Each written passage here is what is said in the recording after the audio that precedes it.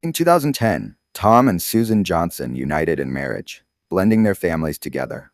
Tom's 17-year-old son, Jason, joined the new household, while Susan's 16-year-old daughter, Emily, became part of the family. At first, the atmosphere was warm and harmonious, leading to a strong friendship between the two teenagers. As time passed, their bond deepened, evolving into romantic feelings. They attended school together, supported each other through various experiences, and quickly became inseparable. Their connection intensified daily, transforming them into genuine confidants. In the beginning, Jason and Emily's relationship was innocent and full of the excitement that comes with blending two families. When their parents, Tom and Susan, married, Jason, then 17, and Emily, 16, found themselves living together under one roof.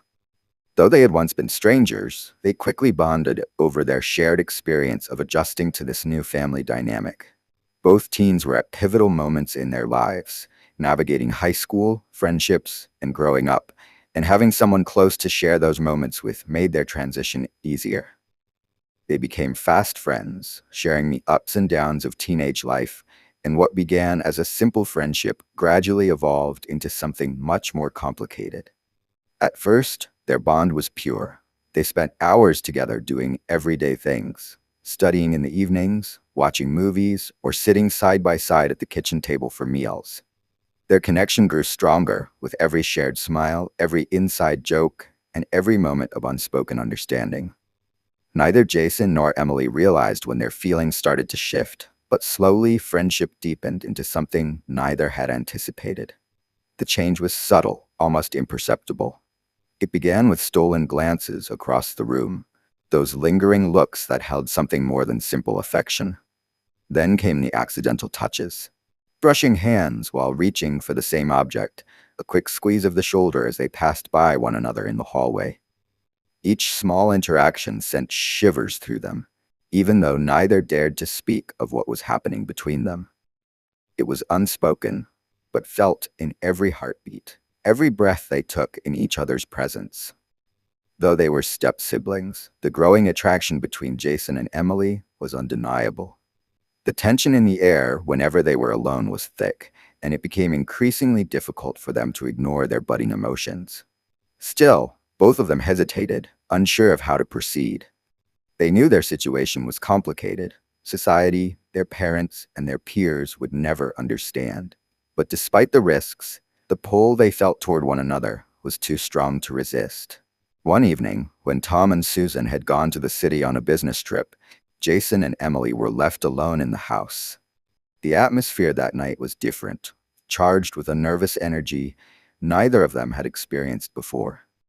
They tried to keep things normal, sitting together in the living room as they often did, pretending to watch a movie. But the movie was merely background noise. Their attention was focused entirely on each other. They talked for hours, sharing stories, dreams, and fears, their voices soft and intimate in the dim light of the room. As the night wore on, the tension between them became unbearable. Jason, unable to contain his feelings any longer, gathered his courage. His heart raced as he looked into Emily's eyes, and with a shaky breath, he confessed that he felt something more for her than just brotherly affection. He admitted that he had been harboring feelings for her for months, feelings he could no longer ignore. Emily was taken aback, not because she didn't feel the same, but because hearing Jason voice what she had been silently wrestling with made everything feel so real.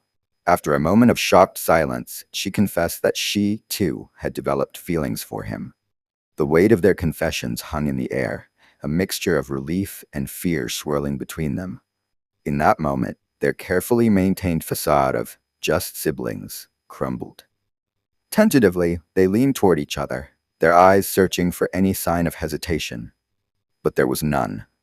When their lips finally met, their kiss was awkward and shy at first, but it was a turning point, a moment that would forever change the nature of their relationship. From that night forward, Jason and Emily's relationship crossed into forbidden territory. Their bond was no longer just that of step-siblings or friends. It had become a secret romance. They understood the gravity of what they were doing, the risks involved, the consequences if anyone found out, but that only seemed to heighten their feelings. What was once innocent friendship had turned into an intense, passionate connection, and they couldn't pull away. They kept their relationship hidden, meeting in secret whenever they could. Late at night, when the house was quiet and everyone else was asleep, Jason would slip into Emily's room or she into his. They spent hours together, wrapped up in each other, whispering about their future, their dreams, and their love. Their connection grew stronger with each stolen moment, and soon they became inseparable. During the day, they maintained the illusion of being regular step-siblings. They were careful not to draw any suspicion from their parents or friends, making sure to act normally when others were around. But at night, and in secluded places, their true relationship flourished. They would often go for walks in the nearby forest park, strolling hand in hand along the riverbank where no one could see them. These walks became their escape, a place where they could be themselves, away from the prying eyes of the world. On weekends, they would sneak away to nearby towns where they wouldn't be recognized. They visited cinemas, cafes, and amusement parks, pretending to be just another pair of teenage lovers. These moments were fleeting but filled with joy, giving them a brief sense of normalcy in a relationship that was anything but. They cherished every stolen kiss, every secret embrace, knowing that it couldn't last forever. Despite the deep feelings they shared, there was always an underlying tension. Jason and Emily knew that their love was forbidden. They understood that if their secret ever got out, it would destroy not only their relationship, but their family as well. And yet, the intensity of their feelings made it impossible for them to stop. They talked about the future, fantasizing about a time when they could be together openly, without fear or judgment.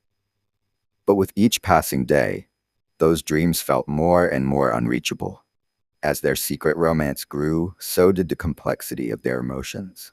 They were no longer just two teenagers caught up in a whirlwind of first love. They were step-siblings who had crossed a line that could never be uncrossed.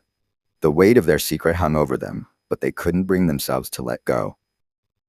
Jason and Emily's love was too strong, too consuming to be denied. However, their love, born in secrecy and nurtured in isolation, was always destined to face challenges. As the months passed, the pressures of keeping their relationship hidden began to take a toll. They lived in constant fear of being discovered, and that fear started to seep into their interactions.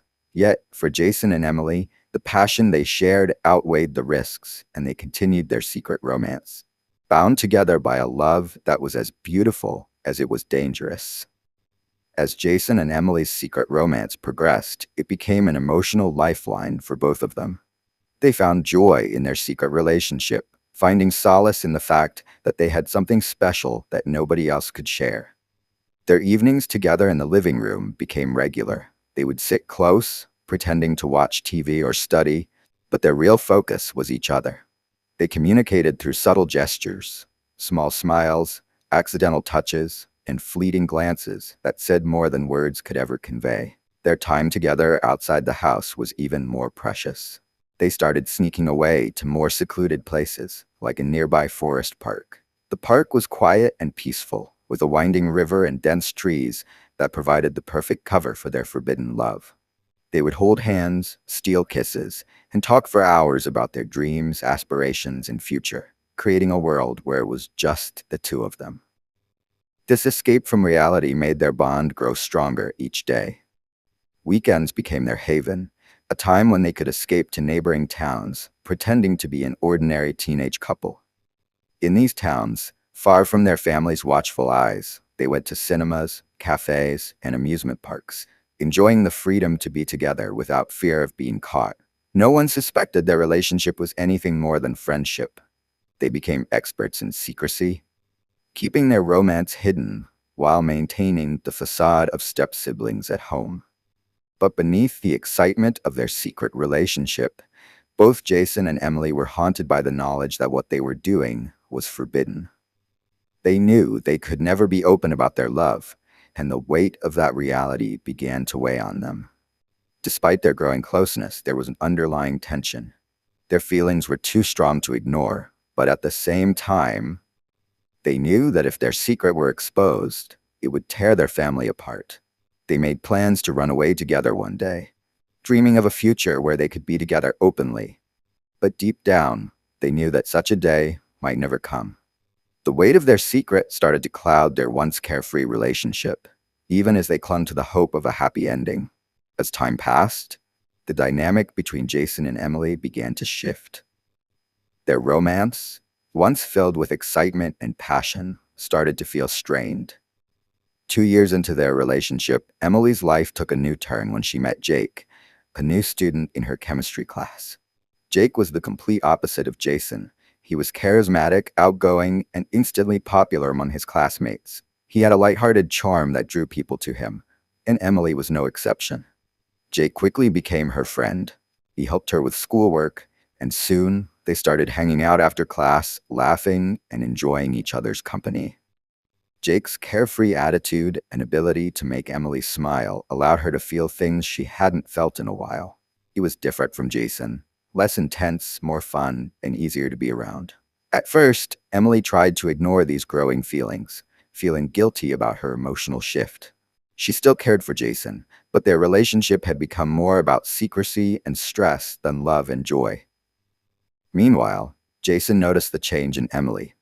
Their once inseparable bond seemed to be fraying, and his jealousy grew stronger. He couldn't stand the idea of losing Emily, and he was especially threatened by Jake's presence in her life. Jason's possessiveness began to show more and more, leading to frequent arguments between the two. What was once innocent affection now seemed to be overshadowed by anger and frustration. Emily, caught between her old feelings for Jason and her newfound interest in Jake, became increasingly conflicted. She enjoyed spending time with Jake, feeling safe and carefree around him, but she knew that pursuing anything with him could destroy what she had with Jason. As her feelings for Jake deepened, Emily found herself at a crossroads, unsure of what path to take. After yet another heated argument with Jason, Emily went on a date with Jake. They walked through the park, talking about life, school, and their future. Jake's easygoing nature made Emily feel at ease in a way she hadn't felt in a long time. His kindness and attentiveness drew her in even more. As the night went on, Emily realized that her feelings for Jake had grown far beyond friendship. She was falling in love with him. For the first time, she felt free and unburdened, able to be herself without the constant tension that had developed between her and Jason. On the way back home, Emily made a difficult decision. She realized that her relationship with Jason, though once meaningful, had been a mistake. It was built on secrecy and lies, and it couldn't last. Her feelings for Jake felt genuine and healthy, and she knew that she couldn't continue deceiving herself or Jason any longer. That evening, Emily gathered her courage and confronted Jason. She went to his room and with a heavy heart told him about her feelings for Jake. She explained that their relationship had run its course and it was time for both of them to move on. Jason, stunned and furious, couldn't believe what he was hearing. His anger turned into a boiling rage. He accused Emily of betraying him, and his jealousy spiraled out of control. Despite Emily's attempts to calm him down, Jason felt like his entire world was collapsing. After Emily confessed her feelings for Jake, Jason's world came crashing down. He had always believed that he and Emily shared a special bond, one that could survive any obstacle, even if their relationship had to remain hidden from the world. When she told him she had fallen in love with someone else, Jason's emotions spiraled into a dark abyss of jealousy, betrayal, and rage. His possessiveness over Emily turned into an obsession, and he became consumed with the idea that if he couldn't have her, no one could. Jason's heartbreak quickly morphed into a desire for revenge. He started thinking of ways to get rid of both Emily and Jake, to remove the source of his pain permanently. But Jason knew that he couldn't act impulsively. If he openly attacked Emily or Jake, he would be caught, and that wasn't part of his plan. Instead, he started plotting something more sinister, a way to kill Emily while making it look like Jake was responsible. Jason's goal was to frame Jake for the crime, ensuring that both of his rivals were taken down in one swift, calculated move. In the weeks leading up to the murder, Jason began gathering information and resources. He meticulously studied Emily and Jake's schedules, watching them from a distance to figure out when they spent the most time together and when they would be alone. He also observed Jake's behavior, learning his habits and mannerisms. During one of these covert observations, Jason managed to steal some personal items from Jake's car: an old jacket, a set of keys, and a bracelet Jake had left in his glove compartment. These items would later become crucial in framing Jake.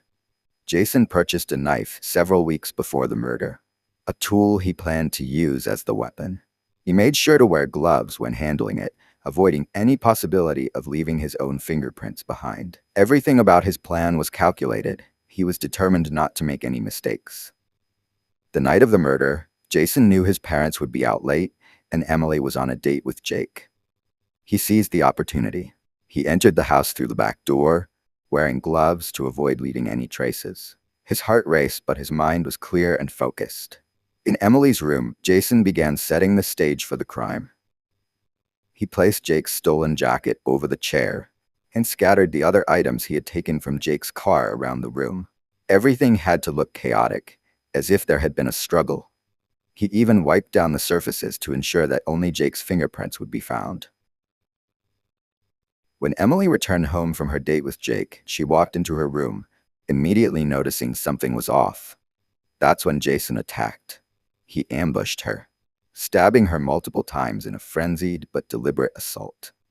Emily collapsed to the floor, bleeding out in shock and disbelief. Jason, his emotions twisted into cold-blooded determination, left the murder weapon near her body, carefully positioning the knife, which now had Jake's fingerprints on it, to make sure it would be found as evidence. After the murder, Jason calmly exited through the back door, taking a long walk around town to ensure that surveillance cameras would capture footage of him away from the crime scene during the time of the murder. His plan was nearly flawless. He believed that by the time the police pieced things together, Jake would be the only logical suspect. In Jason's mind, he had removed both Emily and Jake from his life, and he had done it in such a way that no one could trace the crime back to him. The next morning, Susan Johnson discovered her daughter Emily's lifeless body in her bedroom. The discovery was a devastating shock to the entire family, but the horror of the situation only intensified when the police were called in to investigate. The crime scene appeared clear-cut. Emily had been brutally murdered, and all the evidence seemed to point directly to Jake. His personal belongings were scattered around the room, and his fingerprints were found on the murder weapon. The police worked quickly, and within hours, Jake was arrested and charged with Emily's murder. Jake, although shocked and horrified by the accusations, insisted on his innocence. He claimed that he had no part in Emily's death, but the evidence against him was overwhelming. The prosecution believed they had an open and shut case. Jake's fingerprints on the knife, his jacket in Emily's room, and the signs of struggle all pointed to him being the killer. However, as the investigation continued, Detective Sarah Blake, one of the lead investigators on the case, began to sense that something was off. Sarah was an experienced detective known for her sharp instincts and attention to detail. From the moment she stepped into Emily's bedroom, something about the crime scene felt too staged. The way Jake's belongings were scattered seemed almost too perfect, as if someone had gone out of their way to make sure they would be noticed. Sarah also found it odd that the killer hadn't bothered to wipe Jake's fingerprints from the knife. In most cases, a murderer would try to eliminate such obvious evidence, but here, the fingerprints were so clear that it seemed deliberate. Her suspicions deepened as she began reviewing the statements from family members. Jason's calm demeanor in particular stood out to her. He seemed too composed for someone who had just lost a stepsister. His alibi also seemed too convenient, as though he had rehearsed it beforehand. The deeper Sarah looked into the case, the more inconsistencies she found. Despite the overwhelming evidence against Jake, Sarah couldn't shake the feeling that there was more to the story. Detective Sarah Blake's instincts pushed her to dig deeper into Jason's involvement. She began by re-examining the surveillance footage from the night of the murder. Initially, it seemed like Jason had an airtight alibi, with footage showing him walking around town at the time of the crime. However, Sarah noted that Jason had deliberately chosen to walk through areas with security cameras, almost as if he wanted to be seen. It felt too calculated. Sarah decided to place Jason under covert surveillance, quietly observing his movements in the days following the murder. She noticed that he frequently visited the forest park where he and Emily had once spent time together. His behavior was odd. Jason would stop at a particular secluded spot in the park, standing there for long periods of time before leaving. Intrigued, Sarah followed him one night and, after he left, investigated the spot he'd been visiting. She began digging into the ground, and what she found confirmed her suspicions. Jason had hidden personal items belonging to both Emily and Jake in the park. These were the items he had used to frame Jake, including a necklace Emily had once worn and a glove Jake had left behind. With this new evidence, Sarah knew she was onto something major. She brought Jason in for questioning, but he remained calm, denying any involvement. However, Sarah continued to press him, and over the course of several interrogations, Jason's composure began to crack. His rehearsed answers started to slip, and when confronted with the evidence found in the park, Jason finally broke down. He confessed to everything: the murder, the framing of Jake, and his obsession with Emily that had driven him to commit the crime. Jason's confession was chilling. He described in detail how he had planned the entire event, from stealing Jake's belongings to planting the knife with Jake's fingerprints on it. He admitted that his jealousy over Emily's relationship with Jake had consumed him, pushing him to commit the murder in a desperate bid to control the situation. Jason had believed that by framing Jake, he would rid himself of both the girl who rejected him and the boy who had taken her away. With Jason's confession, the case against Jake was immediately dropped. The court found Jason guilty of first-degree murder, and he was sentenced to life in prison without the possibility of parole. His confession left the Johnson family in shock. The realization that Jason, a boy they had trusted and loved, was responsible for Emily's death shattered them. Though justice was served, the emotional toll on the family was immense. Sarah Blake had solved the case, but the trauma of Emily's murder and the twisted motives behind it left scars that would never fully heal.